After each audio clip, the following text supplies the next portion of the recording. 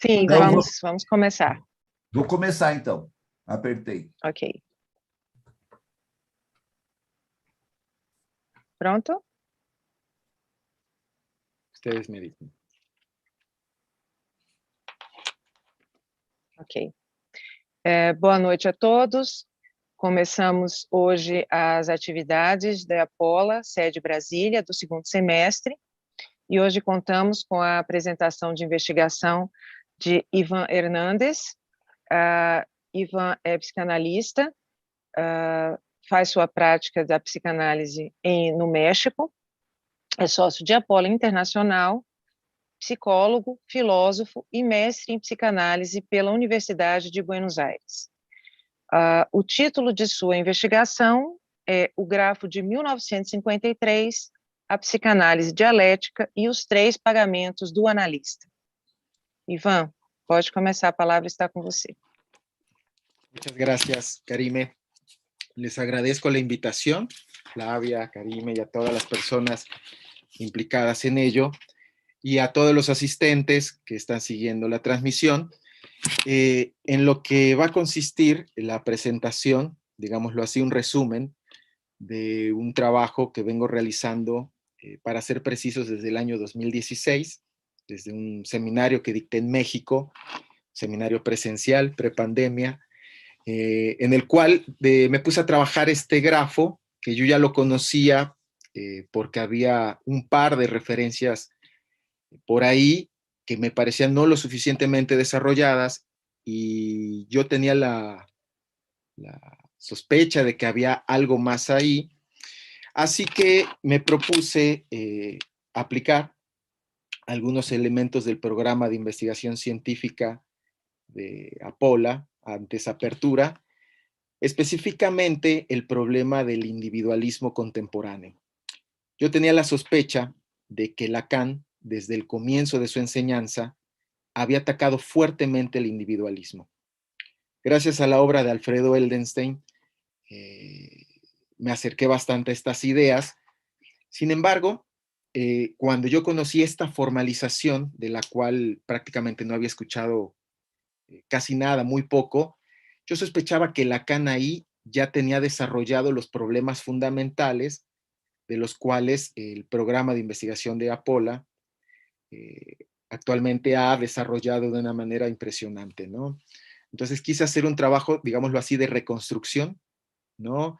Histórica en la enseñanza de Lacan, y me encontré con una sorpresa muy fuerte, y es que Lacan, desde los años 30, de los 30 a los 50, ya tenía muy bien trabajado el problema del individualismo, muy atacado el problema del biologicismo, y muy bien diagnosticado el problema del nihilismo contemporáneo. Ya tenía una propuesta para ello, y es el grafo de un análisis, como la primera formalización con la que Lacan, y en esto lo cito, en los escritos, específicamente en los textos que intercala para presentar sus escritos en el año 66, que van a ser sus herramientas para enfrentarse a los prejuicios del saber que existen en la práctica del psicoanálisis. Entonces, el grafo de 1953, para no confundirlo con el grafo del deseo, el grafo de 1953 es, digámoslo así, la primera puesta en forma, ¿sí?, de una herramienta sumamente poderosa con la que Lacan se va a enfrentar a estos prejuicios. Bien. Decidí titular la presentación del día de hoy como el grafo de 1953, el psicoanálisis dialéctico y la posición del analista, y los 3 pagos del analista, en donde yo ubico la posición del analista, donde Lacan conjetura la posición del analista, haciendo una lectura cruzada entre esta conferencia del 8 de julio de 1953 con la dirección de la cura y los principios de su poder, de finales de los años 50. En ese escrito, Lacan va a proponer lo que son los 3 pagos del analista. Bueno, me gustaría, no sé si me permitan compartir pantalla. Voy a hacer mi presentación en 2 tiempos, con unas breves diapositivas, y por otro lado, con un desarrollo, con un pizarrón virtual. Para entender el grafo hay que verlo escrito de manera dialéctica, porque cuando uno lo ve, no entiende qué es la dialéctica. Yo hice un trabajo de reconstrucción de ese grafo para que se comprenda qué es la dialéctica y por qué la utiliza Lacan. Pero antes me gustaría presentarles algunas ideas muy fundamentales para entender el recorrido. Bueno, este es el título que ustedes ya conocen, el grafo del 53, psicoanálisis dialéctico y 3 pagos del analista. Entonces tenemos 2 ideas para entender este trabajo, y es que el psicoanálisis es una dialéctica. Para entender el problema de la dialéctica y cómo la introduce Lacan, consultemos la última clase del seminario 1, donde Lacan propone que el psicoanálisis es una dialéctica en el sentido del arte de conversar de Michel de Montaigne. Hay un ensayo de Michel de Montaigne en los ensayos que se llama el arte de conversar, o el arte de disputar, o el arte de discurrir. No sé cómo se traduzca en portugués, pero esa es la idea, el arte de conversar. Y dice Lacan, eso es el psicoanálisis. Cuando uno lee a Montaigne, se da cuenta que el arte de conversar no tiene nada que ver con quedarse callado, sino mucho con preguntar al interlocutor. Dice Montaigne, no hay que dejarle salida. Si se quiere escurrir por la izquierda, nos vamos a la izquierda. Si se va por la derecha, nos vamos para la derecha. Es decir, es un asedio constante, el arte de conversar. Dice, el segundo ejemplo es la dialéctica platónica, el Menón de Platón. Eso es el psicoanálisis, dice Lacan. Cuando ustedes leen el Menón de Platón, se encuentran todo menos a un Sócrates neutral. Encontramos a un Sócrates preguntándole a un esclavo sobre problemas matemáticos que jamás ha estudiado. Sócrates termina concluyendo, después de la dialéctica a la que lo somete, que ese esclavo no sabía que lo sabía. Pero fue necesaria la intervención de Sócrates. Es decir, no tenía que quedarse callado. Lo dirigió. Segunda idea. El psicoanálisis implica una dirección.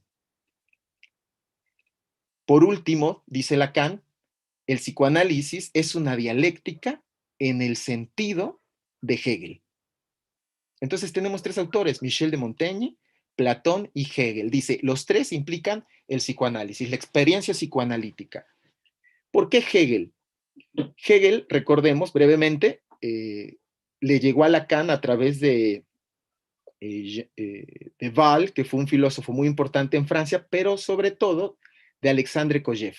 Kojève introdujo la fenomenología del espíritu en Francia, toda una generación de intelectuales, que muchos filósofos historiadores el día de hoy han hecho el recuento, como Judith Butler, Sujetos del Deseo, o también de lo mismo y lo otro, es otro texto fundamental para entender cómo la filosofía francesa fue impregnada por el pensamiento hegeliano de Kojève. Bueno, ese Hegel. ¿Y qué implica ese Hegel? La dialéctica. Tesis, antítesis, síntesis. Ahora vamos a ver cómo la formaliza esa dialéctica Lacan a partir de esta idea de que el psicoanálisis es una dialéctica. Última clase del seminario 1. Ahí lo plantea. Bueno, les voy a proponer una enseñanza que a mí me sirvió mucho para entender en qué momento de la enseñanza de Lacan se encuentra este grafo. Esta la tomé de Eric Porges, de un texto en francés que se llama Se cuentan 3, Se comptent 3, ¿sí? Y él propone esta división aproximativa. Les voy a proponer que nos fijemos en la primera y segunda parte. La primera, que denomina un sujeto recíproco, de 1945. La fecha corresponde al al estudio sobre el tiempo que hace Lacan, ¿se acuerdan? Con los prisioneros. Y el segundo, al sujeto de las canciones significantes, la publicación de sus escritos. Ya las últimas 2, Eric Porges las ubica a otros momentos de la enseñanza de Lacan, pero las que me parecen muy importantes son las primeras 2 para entender lo que les voy a presentar. Y es lo siguiente. La mayoría de nosotros estamos muy acostumbrados a la definición que da Lacan del sujeto o del significante, que se relacionan íntimamente, como El sujeto es lo que es representado por un significante para otro significante. Eso es el sujeto. En la primera parte de la enseñanza de Lacan, el sujeto no se definía así, sino que se definía como un sujeto es lo que es reconocido por otro sujeto. Entonces tenemos otra noción de sujeto con la que trabajó Lacan por lo menos 20, 30 años por influencia de Hegel.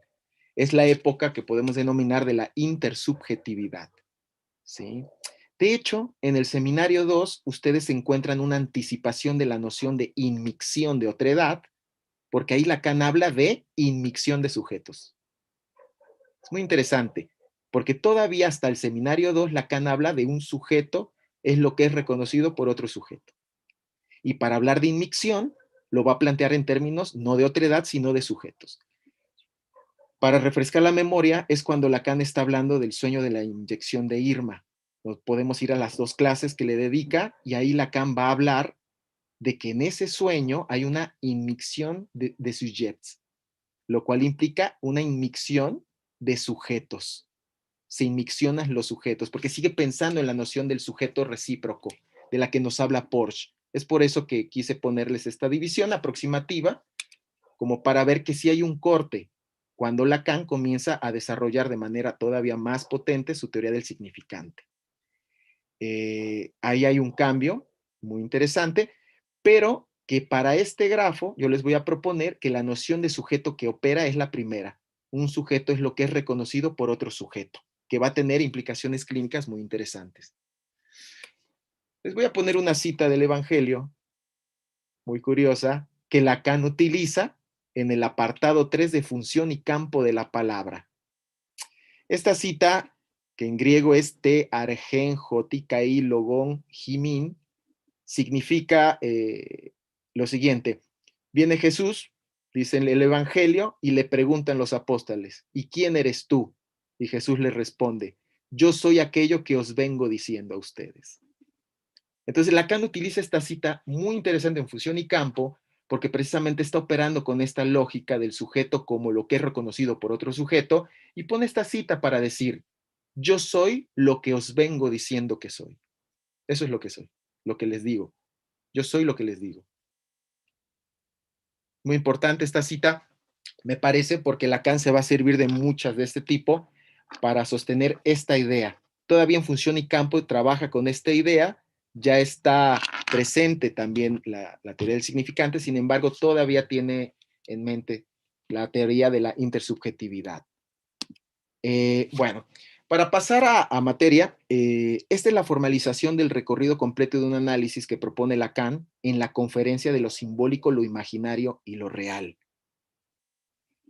Se lee de la siguiente manera: realizar lo simbólico, realizar lo imaginario, imaginarizar lo imaginario, imaginarizar lo real, imaginarizar el símbolo, simbolizar el símbolo, simbolizar la imagen o lo imaginario, simbolizar lo real, realizar lo real y realizar el símbolo.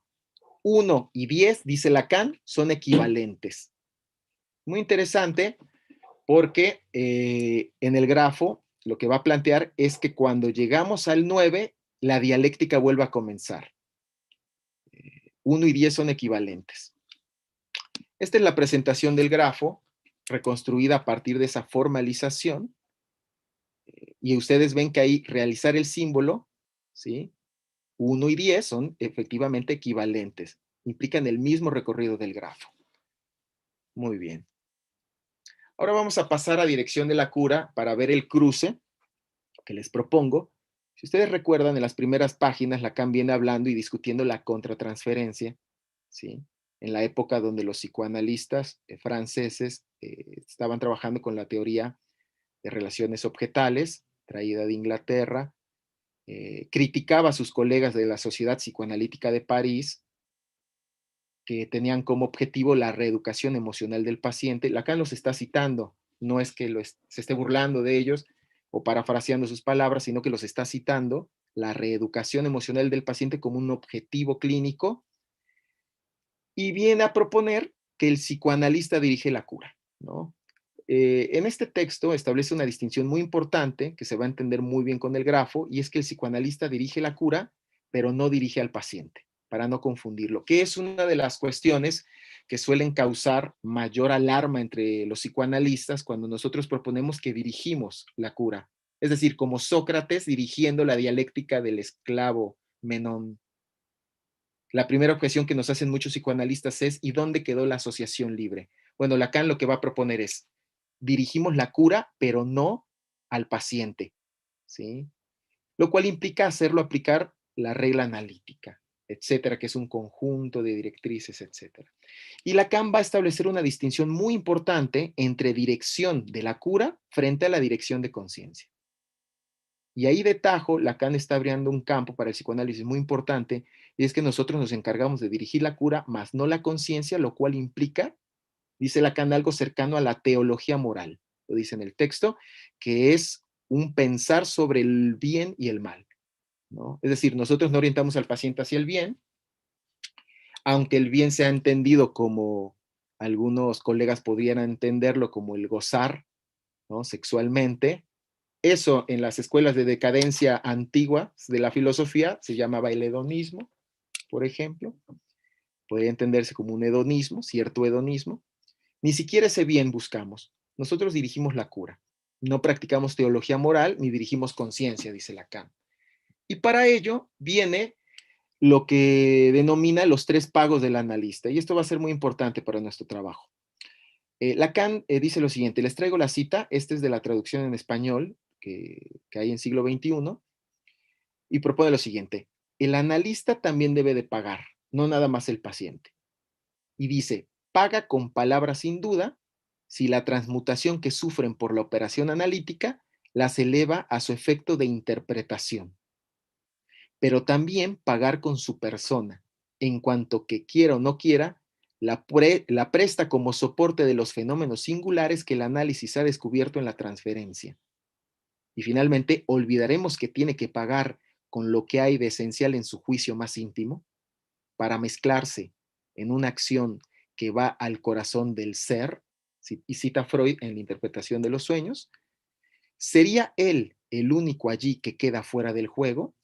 Entonces, si nos damos cuenta en esta cita, Lacan está planteando que el analista paga con palabras que mediante una operación analítica se transmuten en interpretaciones, con lo cual nos está diciendo que no todo lo que dice el analista es una interpretación, que a veces es algo que se suele decir mucho en los espacios analíticos, y el analista lo interpretó, y ahora el analista lo interpretó. Lo que nosotros podríamos plantear a partir de esta idea es que si no hay una operación analítica que transmute palabras en interpretaciones, no podemos decir que hay interpretación. Tiene que haber esa operación, es lo que propone Lacan, que me parece que a eso se refiere Alfredo Eldenstein cuando ha planteado bastante que la operación que hacemos con el 8 interior, ¿no? Debe haber esa operación para poder decir que esas palabras se transmutan, se transforman en interpretaciones. Si no, le estamos diciendo algo, le estamos aclarando, le estamos comentando, pero no hay interpretación. Debe haber una operación analítica. Dice Lacan, también tenemos que pagar con la persona. Eso es muy interesante. En cuanto que queramos o no, sirve de soporte para los fenómenos singulares de la transferencia. ¿Sí? Pagamos con la persona. ¿Por qué persona? ¿Por qué utiliza Lacan el vocablo persona? El vocablo persona tiene una tradición teológica y filosófica muy importante y se traduce como substancia racional. Es una substancia racional la persona. Muy interesante porque pudiéramos pensar incluso que lo que tiene de ser el analista, en tanto que ser, sirve para fenómenos imaginarios. La persona en este pago que propone Lacan es solo un soporte, digámoslo así, un soporte de fenómenos imaginarios o que se dan en la transferencia. Con el grafo lo voy a explicar un poco más. Y finalmente, Lacan propone que pagamos con lo que hay de esencial en el juicio más íntimo. Cuando nos vamos a la cita que nos propone Lacan, de Freud, en la interpretación de los sueños, se refiere al deseo inconsciente, ¿sí? Y nosotros lo podemos plantear simplemente como el deseo. Pagamos con lo que hay de más esencial en el juicio íntimo, es decir, pagamos con el deseo. Y Lacan propone algo bien interesante. ¿Sería él, el analista, el único allí que queda fuera del juego? ¿Por qué dice esto, fuera del juego? Cuando nosotros nos metemos al diccionario de Laplanche y Pontalis, y nos metemos al vocablo de neutralidad, nos damos cuenta que los autores lo definen en términos históricos entre los psicoanalistas como que el analista no debe entrar en el juego del paciente. Es bien interesante, porque Lacan lo que está proponiendo es lo opuesto, que el analista no puede quedar fuera del juego del paciente. Es totalmente el revés del psicoanálisis, como lo ha planteado Lacan en muchos espacios, en donde el revés del proyecto freudiano implica no ser neutral, sino jugar el juego. Jugar el juego. Y eso se encuentra en la conferencia de simbólico imaginario y real. Antes de desarrollarlo, les quiero mostrar esto, porque va a ser muy importante para nosotros. Yo hice esta lectura. Ese es el recorrido del grafo. Yo propuse leerlo en tríadas, porque me parece que se explica de manera muy coherente. Esto lo tengo trabajado y ya desarrollado en una tabla en el artículo que publiqué para El Rey está desnudo, Brasil. Y ahí propuse leerlo en tríadas. La primera tríada sería la tesis, que en términos dialécticos nos presenta al paciente en relación con lo mismo, ¿sí? De ahí 4, 5 y 6 aparece la otredad, que precisamente el número 5, imaginar el símbolo, es lo que corresponde al inconsciente. Y finalmente 7, 8 y 9 sería la síntesis, es decir, el producto dialéctico de la tesis y la antítesis que nos produce en términos dialécticos un real concreto. Con lo cual, en términos dialécticos, todo lo que se nos presenta como real siempre es producto de una dialéctica. Nunca es un real sensible, nunca es la experiencia dada, ¿sí? Nunca es simplemente una intuición dada, verdadera y real, sino que es producto ya de algo, producto de una operación significante, va a decir Lacan después. Entonces, aquí lo llamaríamos real concreto. Todo real concreto es producto de una tesis y una antítesis, lo cual es muy interesante porque aquí Lacan está planteando que la experiencia que pueda tener un analista del análisis jamás será una experiencia bruta en términos de datos brutos, sino que es una experiencia de lenguaje, una experiencia dialéctica. Ahora bien, un dato histórico, ¿por qué la dialéctica en psicoanálisis? ¿Por qué lo utiliza Lacan? Investigando el problema, la fenomenología del espíritu de Hegel fue escrita en oposición a la obra de Schelling. Voy a hacer un resumen bastante manejable, ¿no? Para entender los problemas que hay de por medio. Schelling, que fue un compañero en filosofía de Hegel durante muchos años, hasta cierta medida fue su maestro, Schelling proponía algo contrario a la dialéctica. Schelling propuso la intuición intelectual como método de conocimiento. Es bien interesante la palabra, intuición, porque Lacan se la va a pasar atacando la intuición en psicoanálisis. Va a criticar, por ejemplo, en una nota a pie de página de los escritos, la intuición que utilizaba Jaspers, el famoso psiquiatra y fenomenólogo, y también va a criticar la intuición que utilizan los psicoanalistas en la asociación libre y en la atención flotante. Lacan va a decir que en la atención flotante los analistas han encontrado la comodidad en 1000 horas de estar sentados detrás de un diván, simplemente intuyendo qué podría significar lo que dice el paciente. Bueno, esa discusión existe en el pensamiento. En términos filosóficos, es la discusión entre Schelling y Hegel. Hegel, por el contrario, dice, no se trata de una intuición, se trata de una experiencia dialéctica, hay que someterse a la otredad, hay que someterse a lo que Michel de Montaigne llamaba el arte de conversar. No podemos llegar a la verdad por pura intuición. Entonces aquí hay una discusión importante en filosofía que me parece que Lacan recoge y la lleva al psicoanálisis. Si ustedes toman los escritos, la versión original de 1966, Lacan propone que los escritos, él los publica para continuar el debate de las luces. Es decir, quiere llevar la racionalidad de la luz, de la ilustración, al psicoanálisis. ¿Por qué? Dice, porque ha proliferado objetos obscuros mediante el obscurantismo de los psicoanalistas. Bueno, esta historia es la misma del pensamiento, en donde el irracionalismo siempre se enfrenta bajo la idea de la razón, ¿no? Frente a la razón. Lacan está replicando la misma discusión en el psicoanálisis, es decir, vamos a discutir el irracionalismo, vamos a discutir la intuición intelectual, que es una herramienta del irracionalismo, y la vamos a enfrentar con la razón y la dialéctica. Entonces la dialéctica tenemos que tener presente que en términos históricos es la herramienta de la razón. Es por eso que Lacan la va a mencionar en otros escritos como en la agresividad en psicoanálisis, cuando diga que la dialéctica desde Platón ha servido a las fuerzas de la razón, aunque abruptamente la agresividad irrumpa en escena. Y se está refiriendo a todos estos personajes que aparecen en los diálogos de Platón que terminan yéndose de la discusión, enojándose, quedándose callados. Es una lucha de la razón frente a la irracionalidad, una lucha de la dialéctica frente a la intuición. ¿Ok?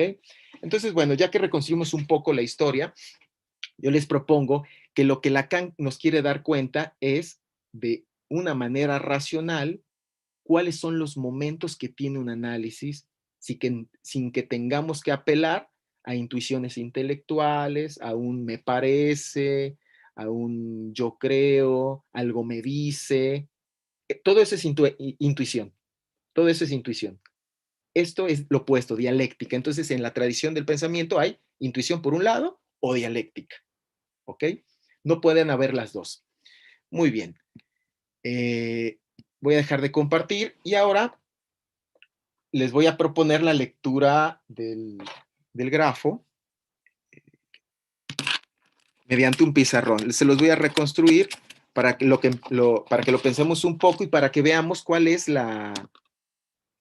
los tres pagos del analista. Ya se encuentran prefigurados en el grafo de un análisis, que en otros términos, vamos a plantearlo así, es la posición del analista en la cura. Para Lacan, la posición del analista en la cura debe de implicar pagar con palabras para transmutarlas en interpretaciones, pagar con la persona como soporte de fenómenos transferenciales y pagar con el deseo como lo que hay de más íntimo en nuestro ser, para no confundirnos con los atolladeros de la neutralidad. Esto se encuentra en el grafo. Vamos a ver cómo. Si se deja de ver en algún momento, me lo hacen saber. A veces hay fallas en la conexión.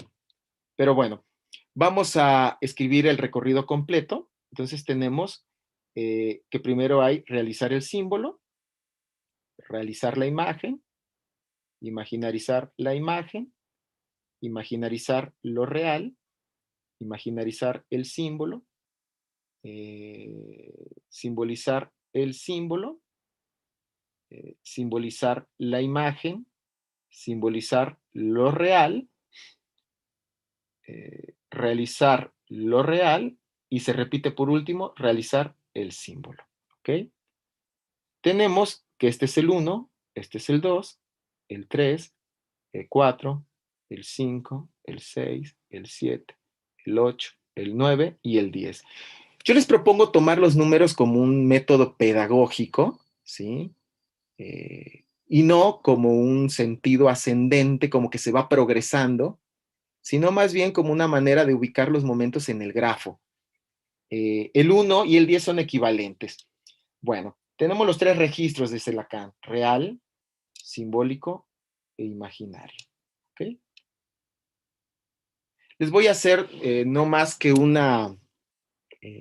comentario de lo que está en la conferencia, pero señalando cómo anticipa Lacan la posición del analista o los pagos del analista de dirección de la cura, y que me parece que va a ser una constante en toda su enseñanza, hasta donde yo tengo leído y trabajado, por lo menos.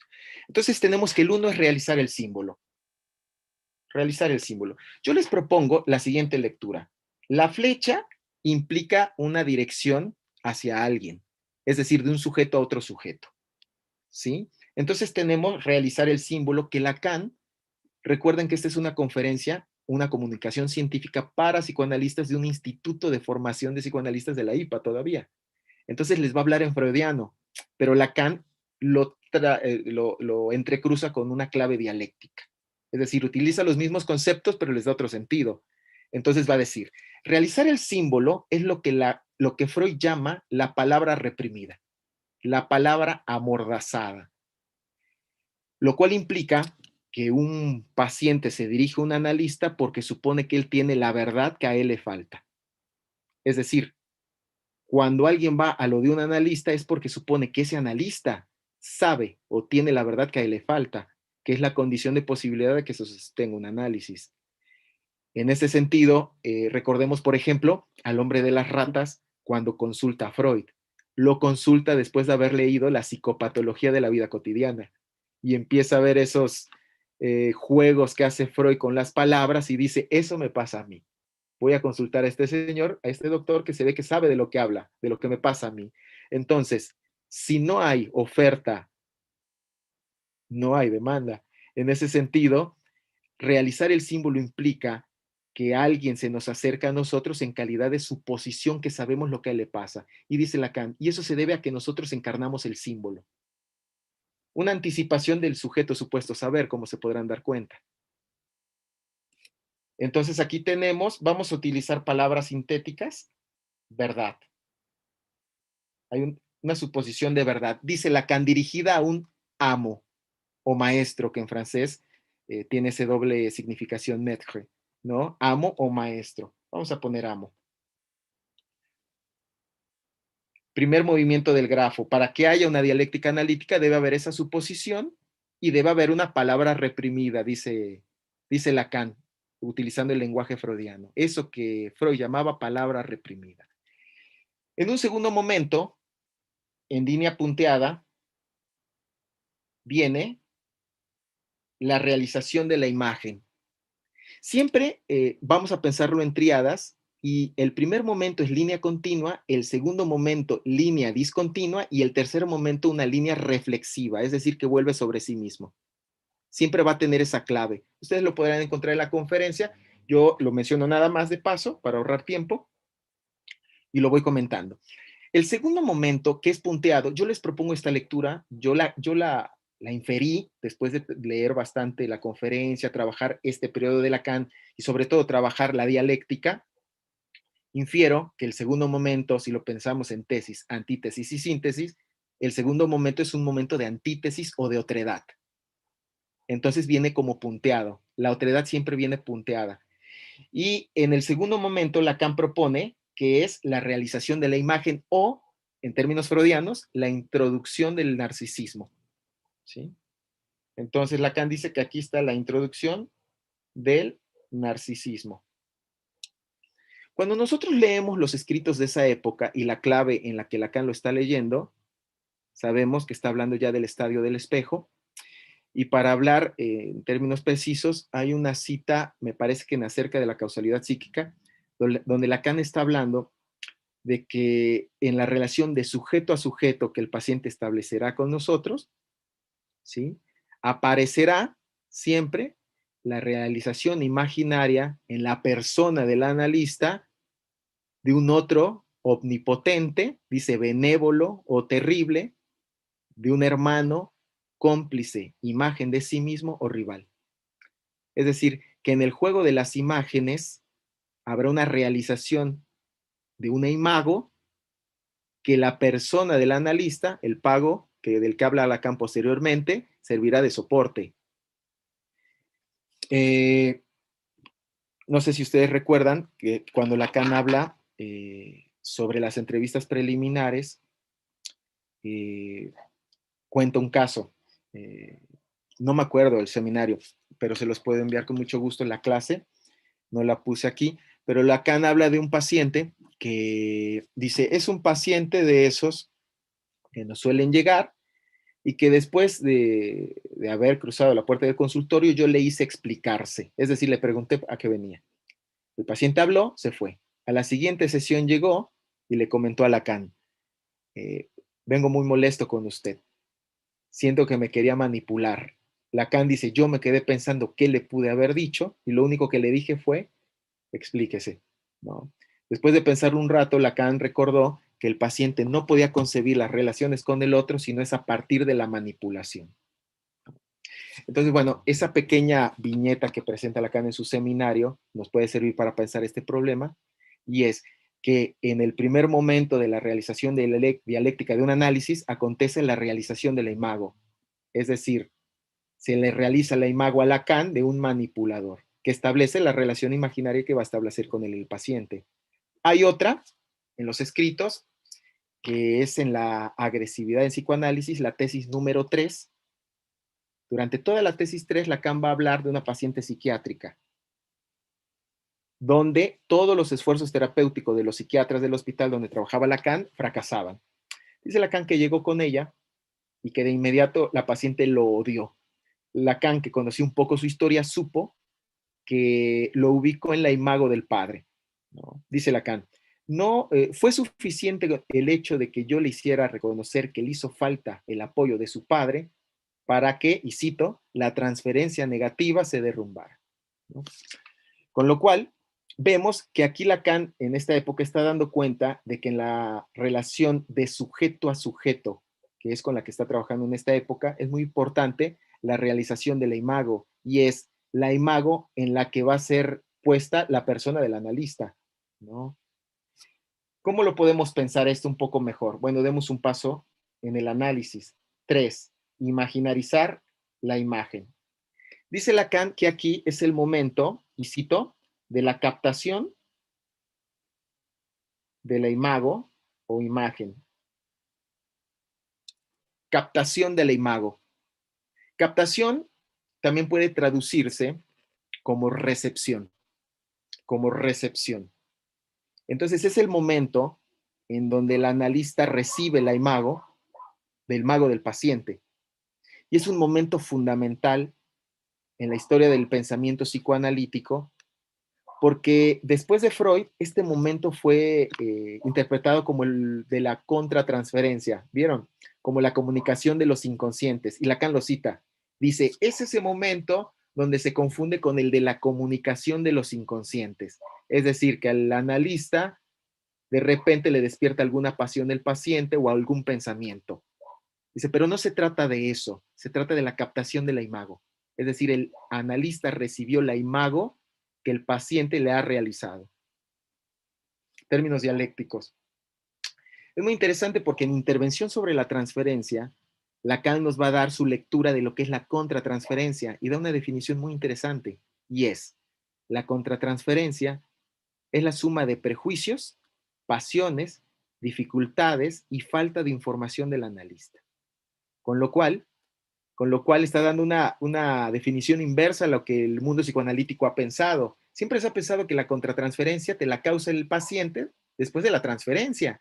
Lo que Lacan está diciendo es que es al revés, que la contratransferencia es la suma de prejuicios teóricos, de pasiones que pueda tener un analista por lo que le despierte ese paciente, de dificultades, ya sea espaciotemporales o intelectuales que pueda tener un analista, y finalmente de la falta de información. Todo lo que no sabemos del paciente nos juega en contra. ¿Por qué? Dice Lacan, porque lo que corresponde en este momento del análisis, y cito, es comprender el juego. ¿Se acuerdan la definición de Laplanche y Pontalis? No hay que entrar en el juego. Lacan dice, no, estás en el juego. Ya que estás en el juego, hay que comprenderlo. Pero muchos colegas lacanianos me dirán, pero Lacan dijo, cuídense de comprender. ¿La recuerdan? Cuídense de comprender. Lacan utiliza en los escritos una sola vez el cuídense de comprender en una nota a pie de página y se refiere a la comprensión de la intuición intelectual. Es decir, cuando el analista de repente cree que su inconsciente se comunicó con el inconsciente del paciente y comprende a qué se refiere el paciente. Ah, claro, me recordó a la Traviata. No, me recordó, claro, Botticelli, Voltaire, y le interpreto algo por ahí, ¿no? Bueno, esa es la intuición intelectual. Cuídense de comprender. Pero aquí Lacan está hablando de otra cosa. Está hablando de la comprensión dialéctica que implica el reconocimiento de sujeto a sujeto de cuál es la imago que me está realizando el paciente. Es decir, ese otro omnipotente, benévolo o terrible, ese hermano, rival, cómplice o imagen de sí mismo. ¿Cuál me está realizando? ¿No? Es decir, lo que Lacan llama también en ese escrito el retrato de familiar. Entonces, opuesto a la comunicación de inconsciente a inconsciente, Lacan le opone comprender el juego. ¿Vieron? Y con eso Lacan nos está proponiendo lo que en Dirección de la Cura llama el analista debe pagar con su persona como soporte de los fenómenos de la transferencia. Ok, pero ¿cómo pagamos, doctor Lacan? En la conferencia Simbólico, Imaginario y Real dice, comprendiendo el juego. Comprendiendo el juego. Aquí Lacan utiliza fuentes bastante cifradas, pero tenemos que tener presente, por ejemplo, a Konrad Lorenz, el famoso etólogo, ¿se acuerdan? Konrad Lorenz. Konrad Lorenz, en un texto, nos da una de las referencias que Lacan está utilizando aquí, que es el picón macho. Dice que la captación de la imagen la tenemos que entender como esos rituales de apareamiento que se dan entre los animales. Por ejemplo, el picón macho y el picón hembra, ¿no? ¿Qué es el picón? Es una especie de pez que cuando ve a su partener se infla, ¿no? En una especie de excitación a partir de la captación que recibe del partener sexual, ¿no? Entonces dice Lacan, tenemos que identificar qué somos, el picón macho o el picón hembra. En términos etológicos, es una referencia etológica, me parece que la podemos comprender todavía mejor en los escritos, cuando dice el otro omnipotente, benévolo o terrible, el hermano, imagen de sí mismo, rival o cómplice. Tenemos que entender quiénes somos para ese paciente. En función y campo también lo propondrá de otra manera, con el famoso ejemplo de tú eres mi maestro, ¿no? Cuando un sujeto le dice a otro sujeto en una relación intersubjetiva, tú eres mi maestro, queda implícito que él es tu alumno. El riesgo es que nos comportemos efectivamente como su maestro y le comencemos a dar clases en el análisis, ¿no? Ese es el problema que diagnostica Lacan aquí en este momento, ¿no? Entonces, frente a la interpretación desde la contratransferencia, Lacan propone comprender el juego, no comunicar de inconsciente a inconsciente, sino comprender el juego. Ahora, ¿qué es lo que va a pasar? Dice Lacan, el siguiente movimiento dialéctico, que independientemente de que comprendamos el juego un poco mejor, un poco peor, es que se va a dar una imaginarización de lo real. Momento 4. Y Lacan lo ubica aquí como, y una vez aclaro, está hablando a psicoanalistas para que comprendan psicoanalistas de un instituto de formación y les dice, es el momento de la fase resistencial. ¿Sí? Lo que algunos, y cita Lacan, analistas llaman el delirio bien organizado. Bien organizado. ¿Ok? Fíjense qué interesante, porque en términos dialécticos entendemos que la resistencia sea del analista. ¿Por qué es del analista? Porque en la medida de que comprenda mejor o peor el juego, la fase resistencial será más fuerte o menos fuerte. Eso quiere decir que si el paciente, por ejemplo, tiene un delirio en términos del texto, claro, ¿no? Delirio bien organizado, es decir, de imaginarización de lo real, es decir, el paciente ha insertado a la persona del analista en esas figuras persecutorias, como lo podría ser un padre terrible, tomando los términos también de Lacan, ¿no? O un hermano rival, ¿no? O un hermano cómplice. Entonces, dependiendo si comprendemos o no comprendemos el juego, si la contratransferencia como suma de prejuicios, pasiones, dificultades y falta de información termina teniendo una presencia muy fuerte en el análisis, entonces aparecerá esta fase resistencial con mayor o menor medida. Es decir, el analista es tomado, ¿sí? Como ese caso que cita Lacan, como alguien que lo quiere manipular, por ejemplo. Usted me quiere manipular, le dice el paciente a Lacan, ¿no? Ahí lo que dice Lacan, que lo que hay que hacer es comprender el juego. Y aquí da, me parece, la primera indicación diagnóstica de su enseñanza, porque es la primera formalización de su enseñanza, y es la siguiente. Dice, si se queda en 4, si se queda imaginarizando lo real, es psicótico. Es muy interesante que diga eso Lacan, porque lo que va a proponer es precisamente que la psicosis se va a caracterizar como una imaginarización de lo real, en donde el analista va a formar parte de eso, ¿sí? Es decir, no va a haber 5. ¿Y qué es el 5? Imaginarización del símbolo. Lacan en la conferencia indica que si no hay 5, si no hay imaginarización del símbolo, cuyo mejor modelo es el sueño, dice Lacan en la conferencia, es decir, lo que nosotros solemos llamar como el inconsciente, si no hay eso y se queda en 4, es psicosis. Solamente dice eso, no dice más, pero me parece que es una indicación interesante si pensamos que con este grafo en términos dialécticos planteamos que la dialéctica se interrumpe en 4, en los casos de psicosis, y se quedaría en una imaginarización de lo real como una fase resistencial en el sentido de un delirio bien organizado, donde el analista termina formando parte de esas relaciones que establece el paciente con el otro, ¿no? Muy interesante como lo plantea Lacan en esta conferencia. Si no hay 5, es psicosis. Entonces, ¿qué es el 5? Dice Lacan, es la imaginarización del símbolo, ¿sí? O lo que Freud llamaba en la interpretación de los sueños, la figurabilidad por imágenes. ¿Se acuerdan? La figurabilidad por imágenes. ¿Y qué es eso? Dice Lacan. No es otra cosa que ponerle imágenes a un texto. Imaginarización del símbolo. Lacan solamente nos propone pensarlo como el sueño, pero yo les propongo la lectura, que ahí es donde podemos pensar lo que en psicoanálisis solemos llamar como formaciones del inconsciente.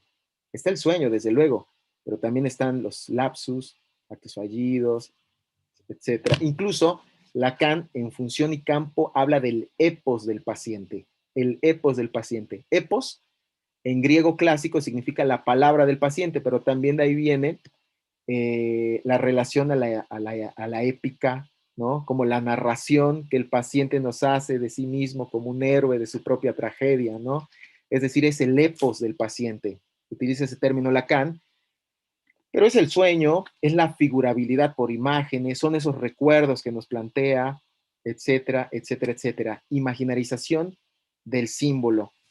Aquí hay una, por ejemplo, en el seminario 2, me parece, ustedes recordarán este caso, en donde Lacan toma a un paciente en análisis que viene de un análisis ortodoxo, ¿sí? Donde tiene una inhibición en la mano, ¿no? Tiene una inhibición, me parece que tocaba el violín, no la puede utilizar. Entonces el analista anterior le interpretaba esa inhibición como una represión de un onanismo infantil, ¿sí? Y que por más que se le interpretaba eso, el paciente no podía deshacerse de esa inhibición. Lacan, cuando lo toma, hace el comentario de que es un paciente que proviene familiarmente de la religión del Islam, ¿no? Entonces lo que hace es un análisis del otro, en el sentido del padre, del abuelo, y Lacan termina descubriendo que el padre, me parece, había sido acusado de robo. Era un funcionario, había sido acusado de robo. Entonces, en la religión del Islam, el robo se castiga con cortar la mano. De ahí la inhibición que tiene este paciente en su mano. Como para interpretar precisamente esa inhibición, se necesita de la otredad. Eso en este momento es la imaginarización del símbolo. Lacan lo explica, por ejemplo, en el seminario 2, cuando analiza el sueño de la inyección de Irma y hace un análisis de los puntos de este grafo del 5, 6 y 7. Los analiza muy bien y ahí Lacan presenta cómo la interpretación necesita de la participación de la otredad, ¿no? Cosa que el primer analista de este paciente no ponía en escena en su interpretación. Le decía, usted seguramente practicó mucho un onanismo.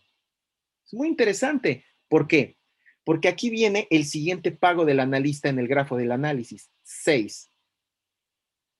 6. Aquí está el pago del analista. Les voy a proponer la siguiente clave de lectura. En todos los momentos reflexivos, es decir, los que vuelven sobre sí mismo, están los pagos del analista. Llevamos el primero. El 3, el pago con la persona, comprender el juego. Ahora, el pago en lo eso es en lo imaginario. El pago en lo simbólico, ¿cuál será? Transmutar palabras en interpretaciones. Transmutar palabras en interpretaciones. Cosa que no hizo el primer analista de ese caso. Simplemente le dijo, seguramente usted practicó mucho un onanismo. Ahí no hay interpretación.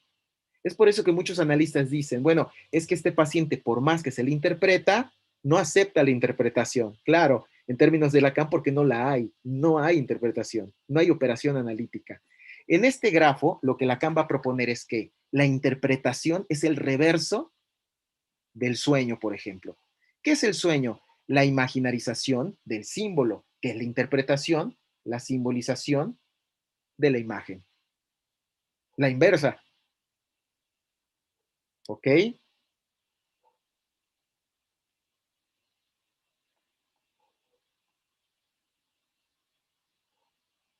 Si se dan cuenta, es la inversa del sueño o del inconsciente. ¿Qué se le hace al inconsciente? Se le interpreta. Pero ¿qué es necesario y que le faltó al otro colega? Al colega ortodoxo que dice Lacan. ¿Qué le faltó? El 6. Lacan le llama al 6 en este grafo reversión. Y tiene sentido en términos dialécticos. De izquierda a derecha se va de derecha a izquierda, de imaginar al símbolo al simbolizar la imagen, pero es necesaria una reversión. ¿Y qué dice aquí Lacan? Dice un dato muy interesante y es el siguiente. Dice, la reversión implica todo lo contrario a la prohibición.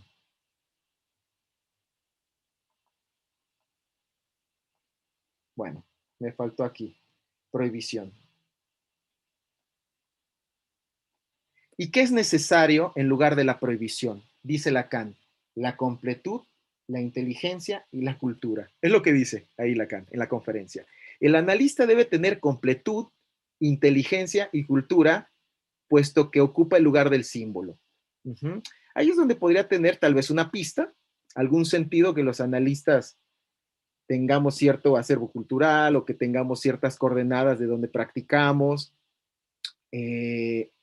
Y no nada más para hacer un semblante de que sabemos todo, sino más bien para tener ciertos recursos para interpretar. Me parece que ahí es donde Lacan ubica la oposición entre completud, inteligencia y cultura como lo que debe pagar el analista frente a la simple prohibición.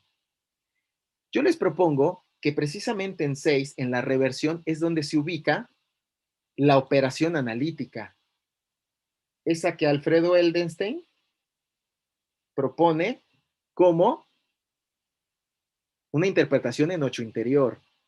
¿Qué es lo que hace Lacan con ese paciente proveniente de la religión del Islam? Él no la practica. Bien interesante, ese paciente no la practica. No quiere saber nada de eso. Sin embargo, eso insiste, ¿sí?, en la inhibición. Entonces, ¿qué hace falta para que haya una interpretación, una reversión? Así lo dice en el grafo. En dirección de la cura, les propongo es transmutar palabras por interpretaciones. Utilizando tal vez una metáfora, ustedes saben que la transmutación es un término tanto matemático, pero también alquímico. Podríamos decir, las palabras, si no sufren la transmutación de la operación analítica, es como el plomo. No se vuelven el oro de las interpretaciones. Entonces no la podemos pasar en un tratamiento soltando pura plomada, puro plomo, plomo, plomo, y eso nunca tiene efectos. Hay que transmutarlo, hay que volverlo a interpretación. Y eso lo hace Lacan en el grafo mediante la reversión. En dirección de la cura, mediante el pago del analista en lo simbólico, transmutando palabras por interpretaciones. Solo así. Es muy interesante porque Lacan ya lo tiene pensado, si se dan cuenta. Ahora, dice Lacan, si la interpretación fue correcta, se produce 8. Y una vez más viene punteado. ¿Se dan cuenta? Que hay 3 momentos punteados y corresponden a la otredad. Lo pueden corroborar en el escrito que publiqué, en donde 2 implica la otredad en términos de realización imaginaria. 5 implica la otredad en términos de imaginarización del símbolo, es decir, la otra escena, el sueño. Y finalmente 8 implica la otredad en términos del deseo. Para Lacan, el efecto de una interpretación es el reconocimiento del deseo. Y aquí va a poner eso, precisamente lo va a poner reconocimiento del deseo, pero aquí Lacan utiliza una clave de Kojève y de Hegel, y es el deseo como equivalente de la verdad y equivalente de la realidad. Bueno, realidad. Entonces, el efecto de una interpretación que tuvo de por medio la operación analítica, que es transformar palabras en interpretaciones, es el reconocimiento del deseo, verdad o realidad. ¿Sí? Que es 8. Fíjense que es la única vez que se lo he leído en Lacan. Está hablando una vez más para psicoanalistas, médicos, institutos de formación de la IPA, y dice, lo cual es la meta de toda salud. Curiosa palabra, ¿no? La meta de toda salud. el reconocimiento del deseo. Trata de introducirlo así a sus colegas psicoanalistas que se están formando en la IPA. La meta de toda salud, entonces, no es la reeducación emocional del paciente, no es la adaptación a la realidad, sino el reconocimiento del deseo. ¿Verdad o realidad? Muy interesante. Ahora, ¿qué tiene como efecto eso? 9. Realizar lo real. ¿Y qué propone como 9? Aquí Lacan, en el grafo de un análisis, tenemos que reconstruir un poco ya con otros escritos de la época. Yo les voy a proponer, por lo que presenta la conferencia de simbólico, imaginario y real, algo que dice en Intervención sobre la transferencia, que también es de la época. Y lo propone al final, cuando está hablando del caso Dora, como la ortodramatización, ¿sí? La ortodramatización de las relaciones del paciente, ¿no? Es interesante ese término. Bueno, lo voy a poner.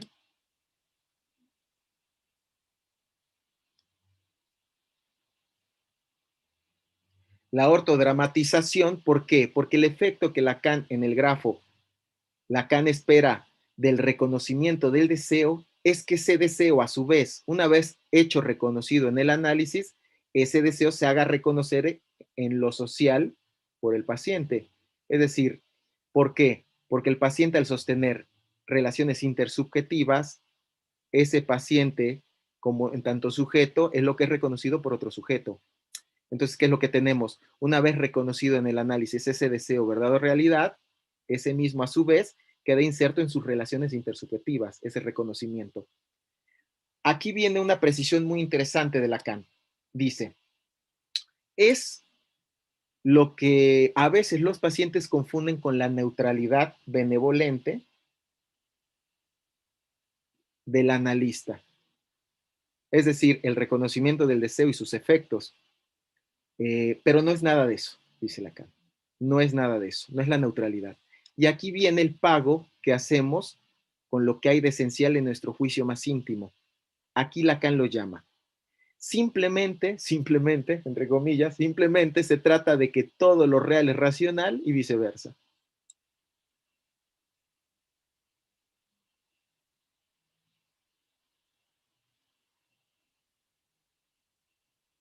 Todo lo real es racional y viceversa, que no es lo mismo.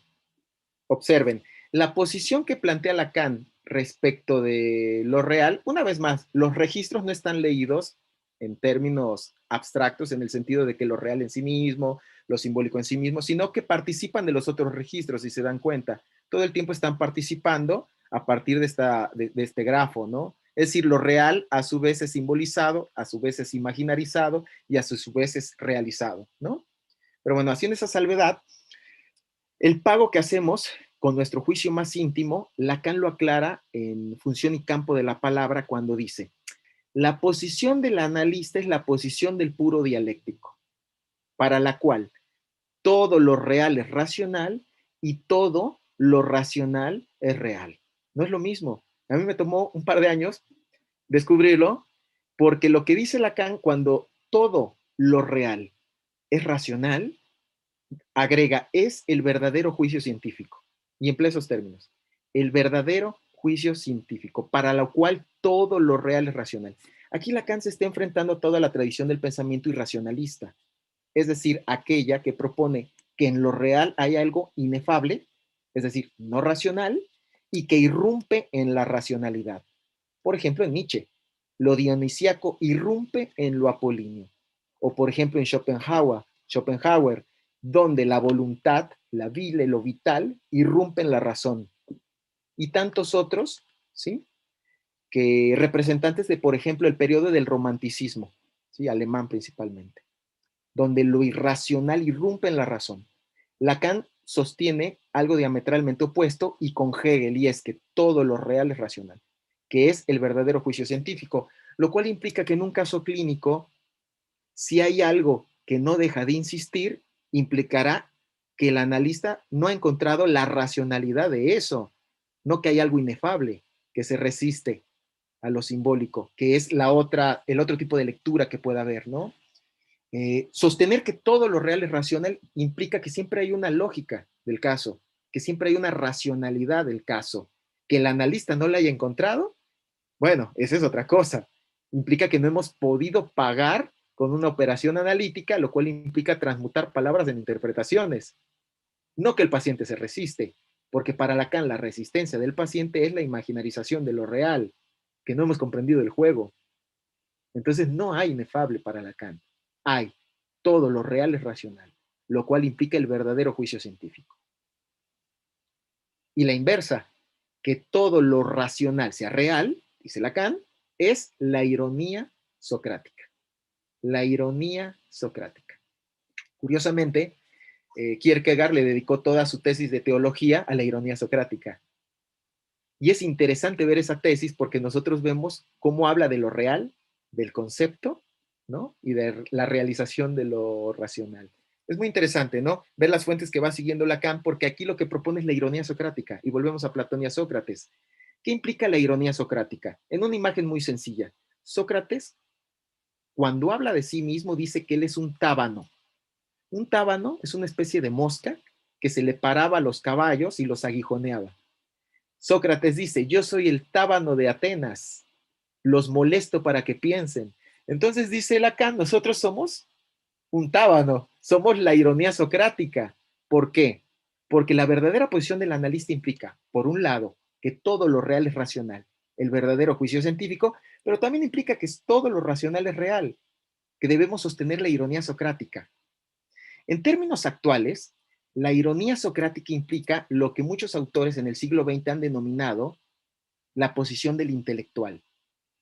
El intelectual es el que es un tábano de la doxa o de la opinión, del se dice, ¿verdad? Hay muchos autores que trabajan esto. Yo les recomiendo, por ejemplo, a Enzo Traverso, que fue de los intelectuales. Este lo cita mucho Alfredo Eldenstein, pero hay otro que se llama Edward Said, que lo cita Enzo Traverso. Edward Said tiene un texto que se llama La representación de los intelectuales. Les propongo que ahí da la teoría del tábano socrático en el mundo contemporáneo. Edward Said, la representación de los intelectuales. ¿Y cuál es? La de ser unos outsiders, siempre ir en contrasentido, ¿sí? De la demanda social. Esto que Alfredo Eldenstein ha diagnosticado muy bien como la subversión del psicoanálisis, como Freud apareció en un momento contra el sentido de la cultura y después terminó dirigiéndose en el sentido de la cultura. Lacan vuelve a aparecer en una subversión contra el sentido de la doxa cultural. Bueno, esa es la posición del tábano socrático. Entonces, en este grafo se encuentran muy bien planteados los tres pagos del analista, como se pueden dar cuenta. Haciendo un resumen, el pago del analista, dice Lacan, en lo simbólico, sería pagar con palabras, transmutándolas en interpretaciones por medio de la operación analítica, que en este grafo se llama reversión. El pago en lo imaginario será pagando con la persona como soporte de fenómenos transferenciales, es decir, realizar la imago, imaginarizar la imagen. Y se paga comprendiendo el juego y no respondiendo con la contratransferencia, es decir, como la comunicación inconsciente-inconsciente. Finalmente, el pago en lo real no será sostener la neutralidad analítica, sino sostener que todo lo real es racional, el verdadero juicio científico contra la irracionalidad, y que todo lo racional es real, lo cual implica la ironía socrática. Somos un tábano para nuestros pacientes, para el discurso de nuestros pacientes, pero también somos lo que Edward Said denomina la representación del intelectual. Ese es el pago del analista, yo les propongo, en lo real. Esta dialéctica, dice Lacan en esta conferencia, se repite las veces que sea necesario. Yo les propongo como complemento, y para ir cerrando, que revisen la misma última clase del seminario 1 que se llama el concepto del tiempo, donde Lacan propone el esquema de un análisis. Se los muestro. Recordarán que utiliza en esa época la analogía, no la estructura, la analogía de los espejos, ¿se acuerdan? Para hablar de la unificación de las pulsiones, de los tres registros, etcétera. y nos habla de los espejos cóncavos. Entonces, bueno, aquí tenemos dos espejos cóncavos, ¿sí? Y en medio tenemos un espejo plano. Este es el esquema de un análisis y nos propone el lado del paciente y el lado del analista, ¿ok? Nos va a proponer la siguiente idea de lo que es el psicoanálisis como una dialéctica y nos dice, aquí comienza el discurso del paciente. Si el paciente habla, ¿sí? Entonces el analista, si interpreta algo o interviene, eso que se dice de su discurso que sé, automáticamente aparece del lado A. Sigue el analista interviene o transmuta palabras en interpretaciones y eso se reintegra, es lo que dice Lacan, en el lado del paciente. Y así, consecutivamente, dice Lacan, hasta el agotamiento, lo cual es una palabra muy curiosa en esa época. Recuerden que todavía no tiene una teoría del final, específicamente hablando, sino que habla del agotamiento, ¿sí? De lo imaginario. Esa es la teoría que tiene Lacan en esta época del psicoanálisis como una dialéctica, que es su interpretación de la Durcharbeiten en alemán, que se traduce, por ejemplo, en español, se traduce como, fíjese, se me está, perlaboración es un término antiguo, la elaboración en el análisis, ¿verdad? La elaboración de los pacientes en el tratamiento analítico, bueno, dice, la Durcharbeiten, esa famosa elaboración, no es más que la reintegración de la historia del paciente, ¿no? De esa página en blanco, censurada por un embuste, ¿no? Por un olvido, de la cual hablará en función y campo. Pero para ello es necesaria la intervención, si se dan cuenta, en B, del analista. Si no hay eso, no aparece del lado A. ¿Qué es lo que pasaría, por el contrario, de un análisis, dice Lacan, en donde no hay esa intervención de B? Bueno, C, si no hay intervención, pues no pasa nada del otro lado. No hay intervención, no pasa nada del otro lado, no hay intervención, no pasa nada del otro lado, y aquí puede pasar 10 años en análisis y no pasó nada. Para ello es necesario la dirección de la cura, lo cual implica la interpretación, la transmutación de palabras en interpretaciones. Es decir, el arte de conversar, el Menón de Platón o la dialéctica de Hegel, dice Lacan. Bueno, con esto termino la presentación, ¿sí? Estas son algunas ideas, ¿sí? De este periodo de la enseñanza de Lacan, donde yo les propongo, ya se encuentra muy presente lo que va a ser todo un programa de trabajo para Lacan, de lo que es la posición del analista. Hay todavía mucho más que decir, sin embargo, bueno, me voy a quedar aquí, solamente establezco este cruce en dirección de la cura y la conferencia de simbólico, imaginario y real. No quiero dejar esta presentación sin anotar que esta herramienta tiene un alcance, a mi consideración, clínico bastante fuerte. De hecho, realicé el experimento de trabajarlo con varios colegas, este grafo con material e ir ubicando los momentos en los que se encuentra el material y los pagos que hace o no hace el analista en función de la posición que ocupa para cada caso. Diagnosticar lo que se dice, lo que no se dice y cómo puede irse viendo en el recorrido de un análisis, con lo cual les estoy proponiendo que este grafo nos puede ofrecer lo que yo he denominado en otros espacios como una brújula de la experiencia analítica. Una brújula en tanto que nos dice, nos orienta en el momento en el cual se encuentra una intervención o se encuentra un caso. Creo que se ha hecho un gran trabajo en relación con el pago del analista en lo simbólico. Sin embargo, en muchos casos que hemos trabajado, nos hemos preguntado de este pago, del pago del analista con su persona, ¿no? Los analistas pagamos con la persona en tanto que servimos de soporte como de la realización imaginaria, ¿no?, que hacen nuestros pacientes, lo cual puede explicar por qué muchos casos terminan antes de poderles decir algo, en el sentido de que no hubo una comprensión del juego, por ejemplo, hubo una imaginarización de lo real, fase resistencial, esa que Freud llamaba transferencia negativa, pero que es producto de los prejuicios del analista, de la pasión del analista, de la dificultad y falta de información del analista, ¿no? Entonces también ha sido una herramienta muy poderosa para pensar eso y finalmente para pensar cuál es la posición que Lacan nos propone que sostengamos respecto de lo real. Posteriormente vendrá lo real como imposible lógico. Sin embargo, aquí se encuentra un antecedente muy importante para pensar que nuestra posición efectivamente está orientada a la ciencia, pero en términos dialécticos, que todo lo real es racional. Es decir, rechazar cualquier signo de irracionalidad. Y por otro lado, no dejar de ser un tábano socrático, un intelectual en el sentido moderno como aquel que enfrenta la doxa del mundo contemporáneo.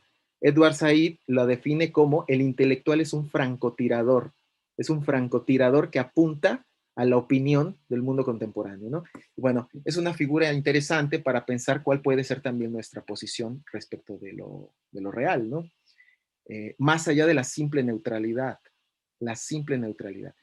Bueno, con esto me quedo. Si gustan, podemos decir algunas cosas, responder algunas preguntas o simplemente dialogar al respecto. Por mi parte, aquí dejo. Voy a quitar la presentación.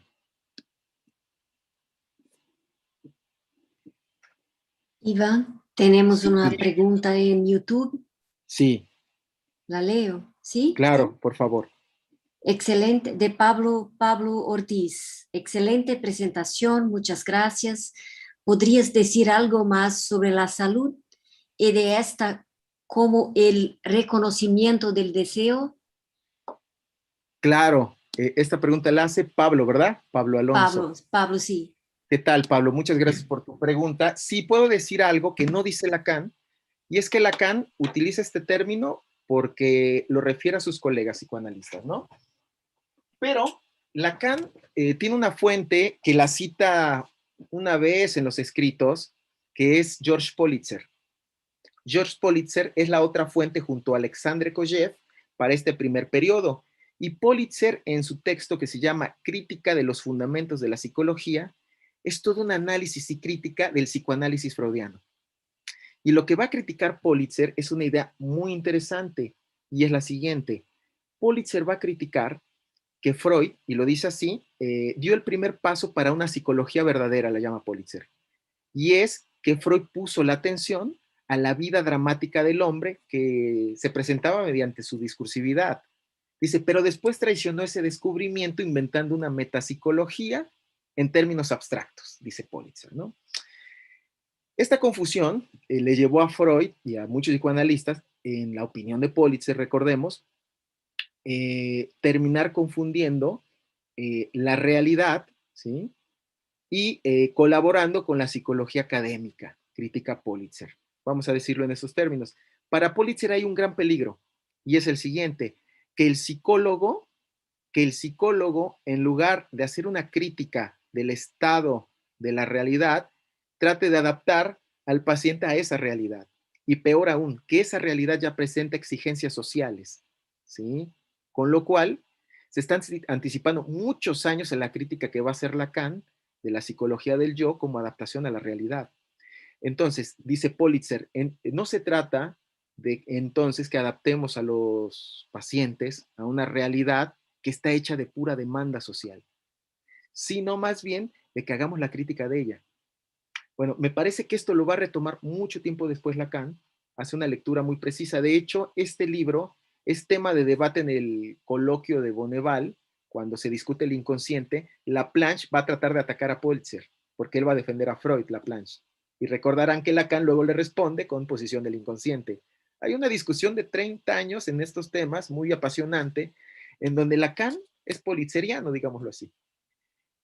En este sentido, Politzer hace una crítica entonces muy fuerte de cómo la realidad objetiva, recuerden Freud, realidad objetiva, realidad psíquica, la realidad objetiva es engañosa, porque realmente la realidad objetiva está llena de demandas sociales. Y terminamos seducidos con la idea de que el paciente está poco, mucho o más o menos adaptado a esa realidad objetiva. Con lo cual, Politzer lo que propone más bien es que nos centremos de nueva cuenta a la vida dramática del hombre, es decir, lo que el paciente cuenta de esa realidad, ¿no? Y sobre ella es sobre la que podemos operar, ¿no? Politzer, para terminar mi respuesta, va a introducir una idea bien interesante, muy interesante, que es la relatividad de la realidad. Va a proponer la relatividad de las realidades, con lo cual trata de decir que no podemos seguir sosteniendo la idea de una realidad única y consensuada, sino que más bien el psicólogo tiene que prestar atención a la creación de realidades. Fíjense los años que se están anticipando muchas ideas de Lacan, con lo cual la salud, cuando Lacan se la presenta a sus colegas psicoanalistas, dice, no consiste en la reeducación emocional del paciente, sino más bien en la producción de una realidad en el sentido de la interpretación del deseo. Porque para Lacan, el deseo es equivalente a la verdad y a la realidad en el sentido de las relaciones intersubjetivas que sostiene el sujeto con otro sujeto. Esa es la realidad con la que está trabajando Lacan en esta época. Entonces, la interpretación de ese deseo, de esa verdad o de esa realidad implicaría la salud. A mí me parece que el término depende de los interlocutores de Lacan, que son médicos y psicoanalistas en formación de la IPA. Por eso emplea el término. Sin embargo, y lo que introduce es la relatividad de la realidad. Es decir, no pensemos que adaptándolos a la realidad que propone, por ejemplo, la formación de la IPA, que fue todo un tema para Lacan, es la salud. Recordemos que la formación tradicionalmente en la IPA, sobre todo en la época de Lacan, hoy en día existen 3 modelos de formación en la IPA, pero el modelo que tanto atacó Lacan, el Eitingon, consistía en que el analista didacta servía de examinador del analizante en formación, porque si veía algún signo de psicopatía, perversión, automáticamente lo descartaba de la formación como analista. Es decir, usted no sirve de analista, ¿sí? Con lo cual, el analista didacta era un censor o un garante de la realidad. Lo que Lacan va a proponer es, no se trata de eso. Se trata de la interpretación del deseo, verdad o realidad, con lo cual nos estamos metiendo a otro plano. Piensen o pensemos tan solo pues lo nocivo que puede ser la posición de un analista que sostenga esa idea de garante de la realidad. Lo que va a producir al final no es la producción de un deseo, verdad o realidad, sino lo que Lacan va a criticar en Situación del psicoanálisis y su formación del analista en 1956, y es, irónicamente va a decir Lacan, un buen psicoanalizado es el que no hace preguntas. Muy interesante, un buen psicoanalizado es el que no hace preguntas, con lo cual se está burlando de todo este modelo de formación. Lo contrario sería la meta de toda salud, dice Lacan a sus colegas médicos. Los mismos que sostienen estas ideas, la meta de toda salud será reconocer el deseo, que lo cual implica una verdad y una realidad, no adoptarlos a una realidad cuyo garante es el analista, ¿no? Entonces me parece que desde ahí ya se encuentra una discusión muy apasionante que Lacan está sosteniendo con sus colegas, con sus discípulos. Hemos de recordar que según varias fuentes históricas, Lacan tenía 2/3 de analizantes del instituto en su diván. O sea, 2/3 de los psicoanalistas que se estaban formando como analistas eran pacientes de Lacan. 1/3 se lo repartían todos los demás. Entonces le estaba hablando a sus pacientes, analizantes, a sus colegas, ¿no? Y les estaba proponiendo otra idea de formación. Ajá. No sé si le respondí a nuestro colega. Espero que algo.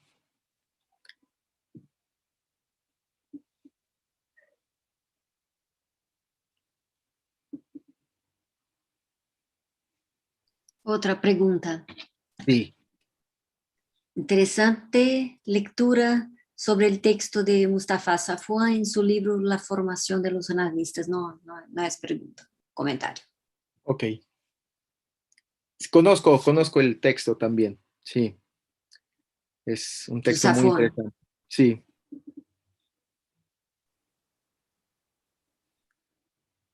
Sí, es un texto que ayuda bastante también a comprender la discusión que tenía Lacan, ¿no? En torno a la formación del analista, ¿no? Y sí, efectivamente, me parece que este grafo viene a responder o viene a condensar los años de seminario que venía iniciando Lacan. Recordemos que inicia con Dora, pasa con el hombre de los lobos, y luego el hombre de las ratas, ¿no?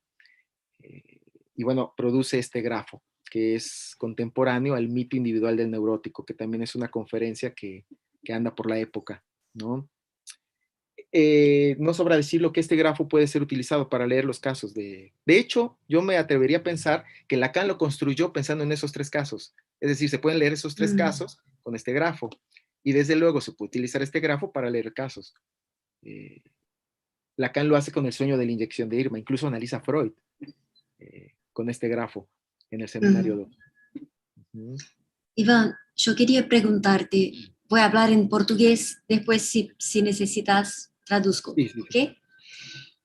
Você logo no começo da sua fala comentou que Lacan, no começo do ensino dele, entre os anos 30 e 50, antes até do início, né, do seu ensino, já atacava o individualismo e o biologicismo, né? Como você explica o estádio do espelho, né? Que é, me parece, a intervenção mais biológica de Lacan. ¿Comprendeste? Logré comprender algo, sí, pero me gustaría que me lo tradujera, sí. Planteabas que